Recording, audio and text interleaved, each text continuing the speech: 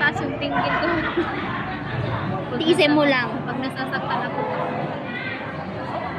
Siya nga daw eh. Pumupunta sa pepe niya. Ang sakit. Sabi niya kanina.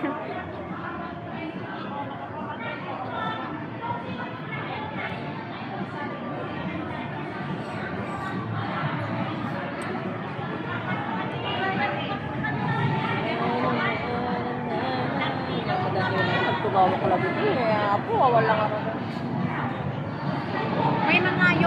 May mga false teaching kasi na ginagamit yung pangalan ng Diyos para lang sa pera. Oo. May mga ganun. Hindi yun, which is hindi naman yung pwede, hindi yung tama kasi parang binabastos mo yung Diyos. Oo.